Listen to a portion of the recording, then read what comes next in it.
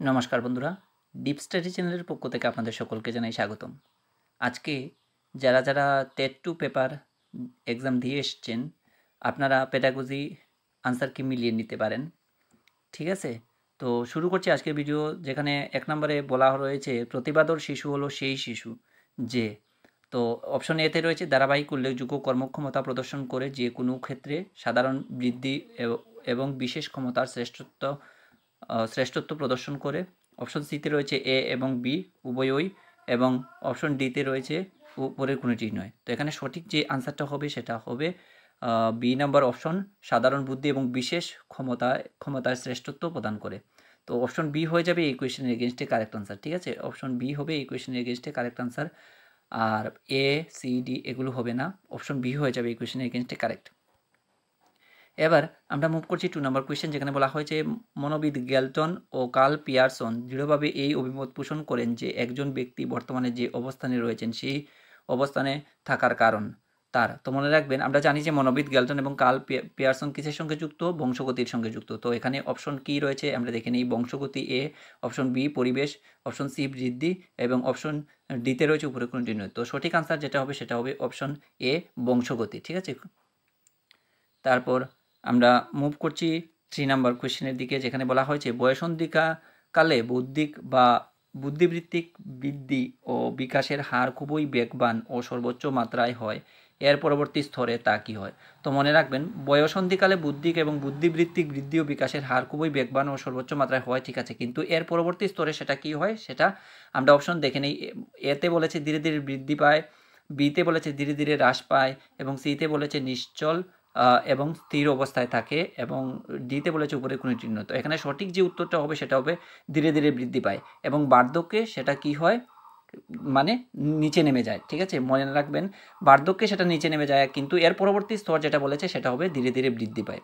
Option A হয়ে যাবে, 3-এর এ হবে কারেক্ট। এবার আমরা মুভ করছি, আর আমি এখানে একটা জিনিস বলতে ভুলে গেছি, তো মনে রাখবেন এই যে কোয়েশ্চেন সেট এটা হচ্ছে সি। ঠিক আছে, কোয়েশ্চেনের সিরিজটা হচ্ছে সি সিরিজ। আচ্ছা, এবার 4 নম্বর কোয়েশ্চেন, যেখানে বলা হচ্ছে সুশৃঙ্খল বিকাশের নীতি এগিয়ে যায়। তো সুশৃঙ্খল বিকাশের নীতি কোন দিকে এগিয়ে যায় আমরা দেখে নিই। বিশেষভাবে নির্দিষ্ট থেকে সাধারণ গতিপথে, অস্বাভাবিক থেকে স্বাভাবিকের দিকে, অপশন সিতে রয়েছে সাধারণ থেকে সুনির্দিষ্ট গতিপথে, এবং অপশন ডিতে রয়েছে উপরে কোন চিহ্ন। তো এখানে সঠিক উত্তর আমরা সবাই জানি যে বিকাশের নীতি সাধারণ থেকে নির্দিষ্ট গতিপথে চলতে থাকে। তো মনে রাখবেন এখানে অপশন সি হয়ে যাবে এই কোয়েশ্চেনের এগেনস্টে কারেক্ট আনসার, অপশন সি। সাধারণ থেকে আমরা জানি যে বিশেষ, অর্থাৎ বিশেষ মিন্স সুনির্দিষ্ট গতিপথে, তো অপশন সি হবে এখানে কারেক্ট আনসার। এবার আমরা মুভ করছি 5 নম্বর কোয়েশ্চেনের দিকে, যেখানে বলা হয়েছে এইচ এরিকসনের মতানুসারে মনোসামাজিক বিকাশের প্রক্রিয়ায় বিভিন্ন স্তরে মোট সংখ্যা হলো। তো এইচ এরিকসন মনোসামাজিক বিকাশে কয়টা সংখ্যার কথা বলেছেন সেটা হচ্ছে 8টা। অপশন এ হয়ে যাবে এই কোয়েশ্চেনের এগেনস্টে কারেক্ট আনসার, 8টা হবে। এবার আমরা মুভ করছি 6 নম্বর কোয়েশ্চেন, যেখানে বলা হয়েছে রাগ এবং ভয়ের মতো অপ্রীতিকর প্রক্ষোভ যেগুলো ব্যক্তির বিকাশের পক্ষে ক্ষতিকর তাদের বলা হয়। তো রাগ এবং ভয়ের মতো অপ্রীতিকর যেগুলো প্রক্ষোভ এদেরকে কি বলা হয়?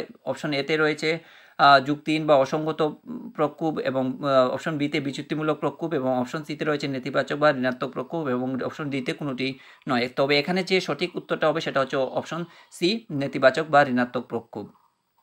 এবার আমরা দেখব 7 নম্বর কোয়েশ্চেন, যেখানে বলা আছে নিচের কোন বিষয়টি শিশু ভাষাগত বিকাশের ক্ষেত্রে প্রভাব বিস্তারকারী উপাদান নয়।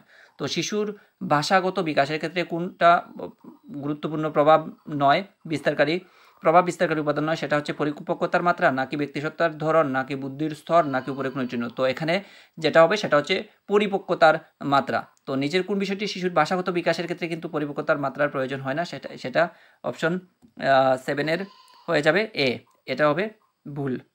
ঠিক আছে, এই উপাদানটা আমাদের বিস্তারকারী উপাদান নয়। এবার আমরা মুভ করছি 8 নাম্বার, যেখানে বলা হচ্ছে শিশুর নৈতিক বিকাশের বিভিন্ন স্তরের অনুসন্ধানে মনোবিদ পিয়াজে কোন পদ্ধতি ব্যবহার করেছিলেন। তো মনোবিদ পিয়াজে কিন্তু কি করেছিলেন, প্রথমে তিনি গবেষণামূলক পদ্ধতির অনুসন্ধান করেছিলেন, আমরা পড়েছিলাম, কিন্তু ধীরে ধীরে তিনি পরবর্তী সময়ে কি করেছিলেন, পরীক্ষা পদ্ধতির উপর জোর দিয়েছিলেন। তো এখানে অপশন এতে কাউন্সিলিং পদ্ধতি, ইন্টারভিউ পদ্ধতি, এবং অপশন সিতে রয়েছে পরীক্ষা পদ্ধতি। তো কারেক্ট আনসার হবে অপশন সি, পরীক্ষা পদ্ধতি। ঠিক আছে, এবার আমরা মুভ করছি 9 নম্বরের দিকে, যেখানে বলা হয়েছে বিদ্যালয়ের শিক্ষণে প্রেষণ ক্রিয়ায় অন্তর্ভুক্ত থাকে। বিদ্যালয়ের শিক্ষণে প্রেষণ ক্রিয়ায় কোনগুলো অন্তর্ভুক্ত থাকে?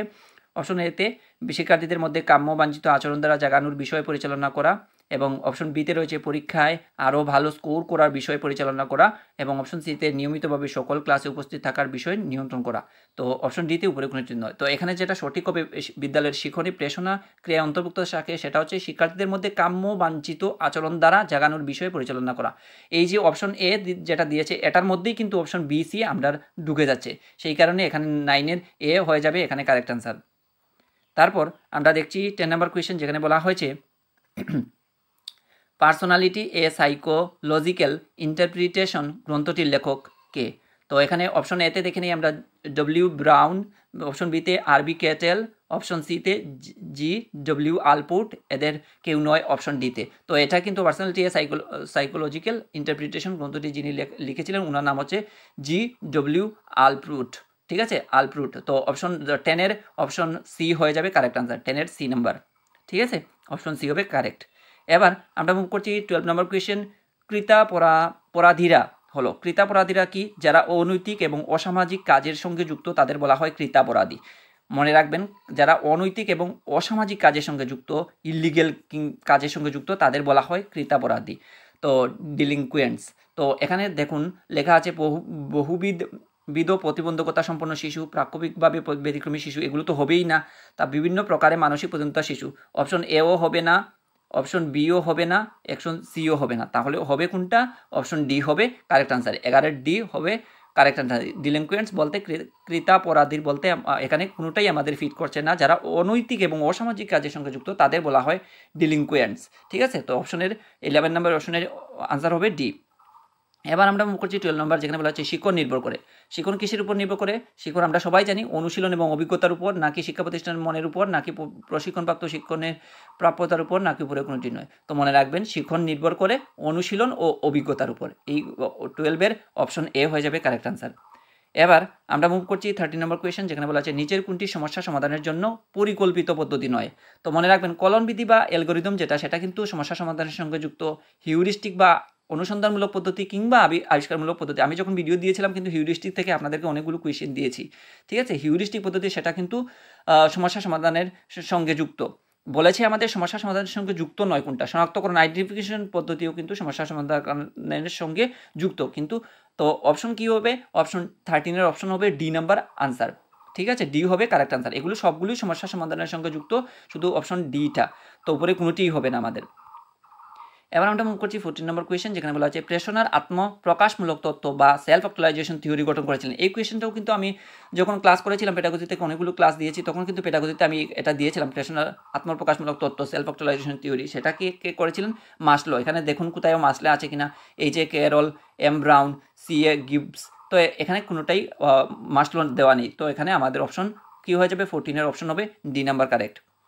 এবার আমরা মুভ করছি 15 নম্বর কোয়েশ্চেনের দিকে, যেখানে বলা হয়েছে ব্যক্তিসত্তার পরিমাপের জন্য পার্সোনাল ডেটা শিট নামক প্রথম ইনভেন্টরি কোন মনোবিদ প্রথম আবিষ্কার করেন? ব্যক্তিসত্তার পরিমাপের জন্য পার্সোনাল ডেটা শিট নামক প্রথম ইনভেন্টরি কোন মনোবিদ প্রথম আবিষ্কার করেছিলেন? সেটা হবে কি? আমরা অপশন দেখে নিই, আর.এস. উডওয়ার্থ, জি ডব্লিউ আলপুট, মর্টন স্পিরিন্স, এদের কেউ না। তো সঠিক আনসার হবে আর.এস. উডওয়ার্থ, ঠিক আছে, আর.এস. উডওয়ার্থ হবে কারেক্ট, 15-এর এ নাম্বার হবে কারেক্ট। এবার আমরা মুখ করছি 16 নম্বর কোয়েশ্চেন, যেখানে বলা আছে অনর্জিত বৈশিষ্ট্যের পার্থক্য যার সঙ্গে সম্পর্কিত। অনর্জিত বৈশিষ্ট্যের পার্থক্য যার সঙ্গে সম্পর্কিত সেটা হচ্ছে সামাজিকভাবে বঞ্চিত শিশু, নাকি ব্যক্তিগত বৈষম্যের ধারণা, নাকি সাংস্কৃতিকভাবে বঞ্চিত শিশু, নাকি উপরের কোনোটি নয়। তো অনর্জিত বৈশিষ্ট্যের পার্থক্য যার সঙ্গে সম্পর্কিত সেটা এখানে কারেক্ট আনসার হবে আমাদের 16-এর কী হবে? 16-এর সঠিক উত্তর হবে উপরের কোনোটি নয়, ঠিক আছে, উপরের কোনোটি হবে না। এবার আমরা করছি 17 নম্বর কোয়েশ্চেনের দিকে, যেখানে বলা হচ্ছে পেভলভ কর্তৃক আবিষ্কৃত ক্লাসিক্যাল কন্ডিশনিং তথা প্রাচীন অনুবর্তনের শিখন সংক্রান্ত তত্ত্ব হলো একটি জ্ঞানীয় ক্ষেত্রতত্ত্ব, নাকি এসআর তত্ত্ব যার সঙ্গে সশক্তিকরণ বা উৎসাহদান যুক্ত রয়েছে? এসআর তত্ত্ব যার সঙ্গে সশক্তিকরণ বা উৎসাহদান যুক্ত নেই, উপরের কোনোটি নয়। তো এখানে আমরা জানি যে পেভলভ যে ক্লাসিক্যাল কন্ডিশনিং সেটা কিন্তু সশক্তিকরণ বা উৎসাহদানের সঙ্গে যুক্ত রয়েছে, তো অপশন 17-এ বি হয়ে যাবে কারেক্ট। এবার 18 নম্বর কোয়েশ্চেনের দিকে আমরা মুভ করছি, যেখানে বলা হচ্ছে মনোবিদ ইএল থর্নডাইকের শিখন বিষয়ক তত্ত্ব কোনটি? তো মনোবিদ ইএল থর্নডাইকের শিখন বিষয়ক যে তত্ত্ব হচ্ছে সেটা হচ্ছে কোনটা? শিখনের ক্ষেত্রীয় তত্ত্ব, নাকি জ্ঞানীয় ক্ষেত্র তত্ত্ব, নাকি এসআর তত্ত্ব যার সঙ্গে সশক্তিকরণ বা উৎসাহদান যুক্ত নেই, নাকি উপরের কোনোটি নয়। তো 18 নম্বর কোয়েশ্চেন যেটা সঠিক হবে সেটা হবে শিখনের ক্ষেত্রীয় তত্ত্ব, ঠিক আছে। মনোবিদ ইয়াল থর্নডাইক শিখনের উপর তত্ত্ব আরোপ করেছিলেন এবং সেটা কিন্তু শিখনের ক্ষেত্রীয় তত্ত্ব। তো 18 এ হবে কারেক্ট আনসার। এবার আমরা মুভ করছি 19 নম্বর কোয়েশ্চেন, যেখানে বলা হচ্ছে শিখনের অপারেন্ট কন্ডিশনিং তত্ত্বের ইতিহাস যার নাম দিয়ে শুরু হয়েছিল। এই কোয়েশ্চেনের আনসার আপনারা অনেকেই জানেন এবং আপনারা অনেকেই, আমি এই কোয়েশ্চেনটাও কিন্তু আমি আমার ক্লাসে আমি তুলে ধরেছিলাম, অবশ্যই আপনারা মনে রাখার চেষ্টা করেছিলেন। শিখনের অপারেন্ট কন্ডিশনিং তাদের ইতিহাসে যার নাম দিয়ে শুরু হয়েছিল তিনি হলেন, ওনার নাম কি? ওনার নাম হচ্ছে বি.এফ. স্কিনার। আপনারা এই কোয়েশ্চেনের আনসারটা অনেকেই জানেন, বি.এফ. স্কিনার। এবার আমরা মুভ করছি 20 নম্বর কোয়েশ্চেন, যেখানে বলা হয়েছে শিখন বিষয়ে অক্ষমতা সম্পন্ন শিশুদের সমস্যা থাকে। তো শিখন বিষয়ে অক্ষমতা সম্পন্ন শিশুদের সমস্যা থাকে কি অভিব্যক্তিপূর্ণ ভাষা প্রকাশের বিষয়ে, নাকি ধারণাক্ষম ভাষার ক্ষেত্রে, নাকি অভিব্যক্তিপূর্ণ ভাষা প্রকাশ এবং ধারণাক্ষম ভাষা উভয় বিষয়ে? তো অপশন সি হবে এখানে, 20 সি নম্বর অপশন হবে কারেক্ট আনসার, ঠিক আছে। এবার আমরা মুভ করছি 21 নম্বর কোয়েশ্চেনের দিকে, যেখানে বলা হয়েছে দীর্ঘতির শিখন বৈশিষ্ট্য সম্পন্ন শিশুরা অন্য যে নামে পরিচিত সেটি হলো। তো দীর্ঘতির শিখন বৈশিষ্ট্য সম্পন্ন শিশুরা কি নামে পরিচিত? শিক্ষাগত দিক থেকে অস্বাভাবিক শিশু, নাকি শিক্ষাগত দিকে তুলনামূলক কম স্বাভাবিকতা সম্পন্ন শিশু, নাকি শিক্ষাগতভাবে বঞ্চিত শিশু, নাকি উপরে কোনো চিহ্ন। তো এখানে দেখুন 21-এর বি নাম্বার অপশন কারেক্ট হবে, কারণ শিক্ষাগত দিকে তুলনামূলকভাবে কম স্বাভাবিকতা সম্পন্ন শিশু। কেন? কারণ তারা শিক্ষাগত দিক থেকে যে পুরোপুরি বাদ পড়ে গেছে এমনটা নয়, কিন্তু তারা তুলনামূলকভাবে অন্যান্য বাচ্চাদের দিকে যদি আমরা তুলনা করি তো সেই দিক থেকে কিছুটা কম তারা স্বাভাবিকভাবে সম্পন্ন শিশু, সেই কারণে অপশন বি হয়ে যাবে এখানে কারেক্ট আনসার। এবার 22 নম্বর কোয়েশ্চেন বলেছে জুনো প্রক্সিমাল ডেভেলপমেন্ট বা প্রক্সিমাল বিকাশের বলয় বিষয়ক ধারণা প্রবর্তন করেছিলেন। এটা কে করেছিলেন? এটা আমার আর বলার অপেক্ষা রাখেন, আপনারা সবাই জানেন। 22 এর অপশন এ হয়ে যাবে কারেক্ট আনসার, ভাইগোটস্কি। এবার আমরা মুভ করছি 23 নম্বর কোয়েশ্চেন, যেখানে বলা হচ্ছে বিকাশ কথাটি নির্দেশ করে। এই কোয়েশ্চেনটাও আমার আর বলার দরকার নেই, এটা আপনারা সবাই জানেন। এখানে 23 এর 3 নম্বর হবে কারেক্ট আনসার, গুণগত এবং পরিমাণগত উভয় অবস্থার পরিবর্তন। এবার আমরা মুভ করছি 24 নম্বর কোয়েশ্চেন, যেখানে বলা হচ্ছে নিচের কোন মন্তব্যটি সঠিক? তো নিচের কোন মন্তব্যটি সঠিক? এখানে বিকাশ কোনো অবিচলিত হারে বা সুনির্দিষ্ট হারে ঘটে না, বিকাশ অবিচলিত হারে বা সুনির্দিষ্ট হারে ঘটে, বিকাশ খুবই ধীর গতিতে ঘটে। অপশন ডিতে দিয়েছে উপরে কোনো চিহ্ন। এখানে সঠিক যে আনসারটা সেটা হচ্ছে অপশন এ, বিকাশ। আমরা দেখেছি যে বিকাশ কোনো অবিচলিত হারে বা সুনির্দিষ্ট হারে ঘটে না, ঠিক আছে। অপশন এ হয়ে যাবে 24-এর অপশন হবে এ। এবার আমরা মুভ করছি 25 নম্বর কোয়েশ্চেন, যেখানে বলা হচ্ছে মনোবিদ পেঁয়াজের মতানুসারে নৈতিক বিকাশের প্রথম স্তর হলো। তো নৈতিক বিকাশের প্রথম স্তর কোনটি আমরা পড়েছিলাম 25, আমি কিন্তু ক্লাসে এই কোয়েশ্চেনটাগুলো দিয়েছিলাম। তো 25-এর অপশন কী হবে? এখানে দেখুন স্বায়ত্তশাসিত বা স্বশাসিত নৈতিকতার স্তর, পারস্পরিক বা সহযোগিতার মাধ্যমে নৈতিকতার স্তর, গতানুগতিক নৈতিকতার স্তর, এরকমটা নয়। এখানে 25-এর সঠিক আনসারটা যেটা হবে সেটা হবে অপশন ডি, কোনোটিই নয়। এবার 26, যেখানে বলা হয়েছে মনোবিদ কোলবার্গের মতানুসারে মানুষের নৈতিক বিকাশ 3টি স্তরে সম্পন্ন হয়। কোলবার্গের এই 3টি স্তরের মধ্যে প্রতিটি স্তরে অন্তর্ভুক্ত রয়েছে কয়টি পর্যায়ে? আমরা প্রত্যেকে জানি এই কোয়েশ্চেন আনসার, সেটা হচ্ছে 26-এর অপশন হবে বি, 2টি পর্যায়ে। এবার আমরা মুভ করছি 27 নম্বর কোয়েশ্চেন, যেখানে বলা হয়েছে ব্যক্তিসত্তা প্যাটার্নের 2টি প্রধান উপাদান হলো। তো ব্যক্তিসত্তা প্যাটার্নের 2টি প্রধান উপাদান কি কি? সেটা কি? অপশন এতে দিয়েছে 27, অপশন এতে দিয়েছে বৃদ্ধি ও বিকাশের ধারণা, আবেগপ্রবণ আচরণ এবং সংবেদনশীল আচরণের ধারণা, অপশন সিতে আত্মধারণা এবং সংরক্ষণের ধারণা, এবং অপশন ডিতে দিয়েছে উপরে কোন চিহ্ন। এখানে সঠিক আনসারটা হবে অপশন বি, আবেগপ্রবণ আচরণ এবং সংবেদনশীল আচরণের ধারণা। এবার আমরা মুভ করছি 28 নম্বর, যেখানে বলা হচ্ছে বয়সন্ধিকালে মনোভাব এবং আচরণের পরিবর্তনের হার যার সঙ্গে সমান্তরাল সেটি হলো। তো বয়সন্ধিকালে মনোভাব এবং আচরণের পরিবর্তন যার সঙ্গে সমান্তরাল সেটি হচ্ছে শারীরিক পরিবর্তনের হার, নাকি বৌদ্ধিক বিকাশের হার, নাকি অক্ষমতা বা দুর্বলতার হার, নাকি উপরের কোনোটি নয়। তো 28-এর অপশন যেটা কারেক্ট হবে সেটা হবে শারীরিক পরিবর্তনের হার। তো বয়সন্ধিকালে মনোভাব এবং আচরণের পরিবর্তনের হার যার সঙ্গে সমান্তরাল সেটা হচ্ছে শারীরিক পরিবর্তনের সঙ্গে মিলে যায়, তো শারীরিক পরিবর্তনের সমান্তরাল হবে। তো অপশন এ হবে 28-এর কারেক্ট। এবার মুভ করছি আমরা 29 নম্বর কোয়েশ্চেন, যেখানে বলা হচ্ছে নিচের কোন বিকল্পটি সঠিক? তো কোন বিকল্পটি সঠিক এমনটা একবার দেখে নেই। অপশন এতে দিয়েছে বয়সন্ধিকাল একটি ভয়ার্থ বা ভয়ঙ্কর বয়সকাল, বয়সন্ধিকাল হলো অবাস্তবতার বা বাস্তবতার অভাববোধের সময়কাল, এবং অপশন সিতে দিয়েছে এবং বি উভয়ই, এবং অপশন ডি হবে পরিপূর্ণ। আপনারা সবাই জানেন এই কোয়েশ্চেনের আনসারটা হয়তো, তো অবশ্যই মনে রাখবেন অপশন সি হয়ে যাবে 29-এর এগেনস্টে কারেক্ট আনসার। কারণ আমরা জানি বয়সন্ধিকাল একটা ভয়ার্থ বা ভয়ঙ্কর বয়সকাল, এটা আমরা জানি, এটা ফিট হয়েছে। এবং অপশন বি বয়সন্ধিকাল হলো অবাস্তবতার বা বাস্তবতার অভাববোধের একটা সময়কাল হচ্ছে এই বয়সন্ধিকাল। তো অপশন এ এবং বি আমাদের ফিট করেছে, আমরা অপশন সি চুজ করব। এবার লাস্ট কোয়েশ্চেন, যেখানে বলা হচ্ছে নিচের কোন মন্তব্যটি সঠিক? তো এখানে বলা হয়েছে চিন্তন, অন্বেষণ, আবিষ্কার এবং কল্পনা সৃজনশীলতার বিষয় নয়। কেন? কারণ এগুলো কিন্তু সৃজনশীলতার বিষয়, দ্যাট মিনস এটা সঠিক নয়। অন্যদের তুলনায় ভালো কিছু করা সৃজনশীলতা নয়, এটা বলছে সৃজনশীলতা নয়, এটা কিন্তু সৃজনশীলতা, দ্যাট মিনস এটা হবে না। অপশন সিতে দেখে নিই আমরা কি বলেছে, বিভিন্ন বিষয়াবলীকে সাধারণের তুলনায় ভিন্নতরভাবে দেখা এবং তার প্রতি প্রতিক্রিয়া ব্যক্ত করে সৃজনশীলতার বিষয় নয়।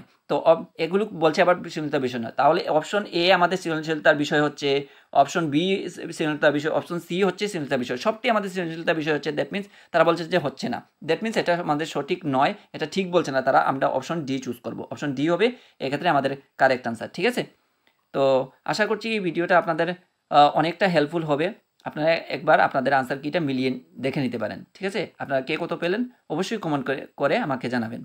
ধন্যবাদ সবাইকে।